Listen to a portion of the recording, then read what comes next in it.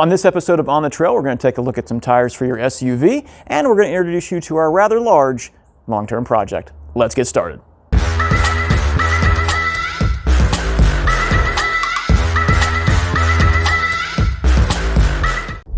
Having the right tires on your vehicle can make a huge difference in how well it does, no matter what terrain you're on. In this case, this Grand Cherokee is destined for a life of a daily driver, family hauler, grocery getter. And that's fine, it's very nice for that, it's set up well for it. However, it did need new tires late last year. The original factory tires were pretty much gone, and I needed to find something to replace them with. In my case, I did a little research, and I frankly was a little disappointed. This one actually has the optional 20-inch wheel package and tires on it, and I was a little bit limited in my choices, at least where I live. It could be different, depending on different areas and things like that. But that being said, I selected the Nexen Rodian GTX tire, and it is specifically designed for CUVs and SUVs. It's designed to go ahead and be quiet, smooth riding, and has a really nice tread wear warranty on it of around 70,000 miles. In case you haven't heard of Nexen, they have been around a while, and they have other versions of their tires have been original equipment from things such as Fiat, Chrysler, Ram, Volkswagen, and even Porsche.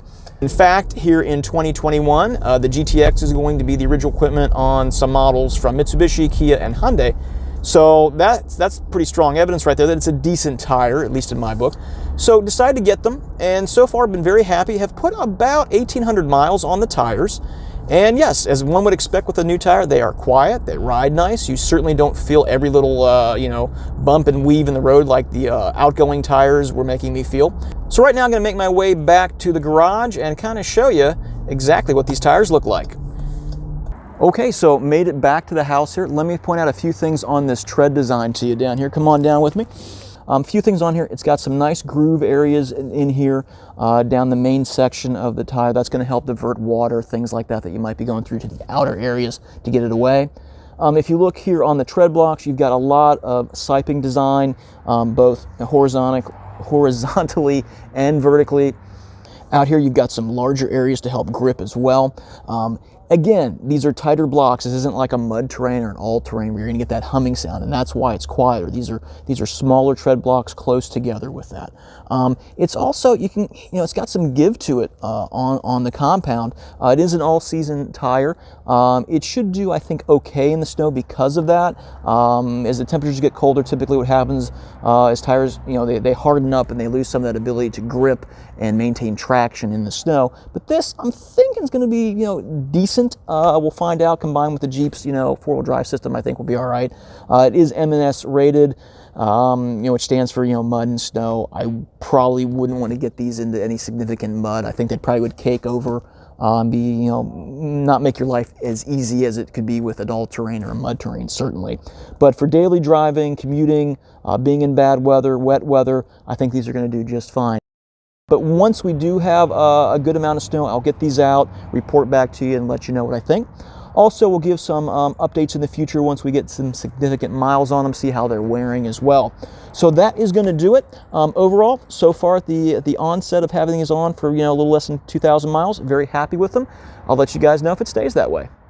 Of course, our show is not just about looking at new tires, or as we did last episode, reviewing new models out in the wilderness. It is also about looking at all the things you can add to make your 4x4 more capable and comfortable, whether on or off-road. And one such project I'm going to be taking on this year, it's going to be a long-term project, is swapping in some new axles into my Wrangler. So let me show you what I've got on the workbench, and I'll show you what axle we're going to be using as well. So over here on the bench, I have one of the key components to this project, and it is a axle truss. And I've got this from Barnes 4-wheel drive, and there's various parts and pieces to this kit, which allows you to swap this into a Wrangler. Some steering components back there as well. And the axle we're going to be swapping that onto, or welding it onto actually, is down here on the floor. This is a Dana 60 axle out of a 2005 Ford F-250. And this is going to be a serious upgrade over the current Rubicon Dana 44. In the back, we're going to go ahead and use what is known as a corporate 14-bolt axle, and those will pair up nicely together. It's going to be some heavy-duty beef compared to what we have right now. But let me go over some of the specs on this particular axle. It is, of course, physically bigger than the Dana 44, bigger ring and pinion gears. It has locking hubs on the outside. It also has larger U-joints. The axle shafts are what are known as 35 spline inner and outer. Those are much more beefy than what's on the current Wrangler. And it's got bigger brakes on it as well, and rotors. And the tube size is also a lot bigger on here, the circumference of it. So it's big and beefy, and if you're going to be running something like this, you really want to look at running at least probably a 39-inch tall tire to take advantage of it.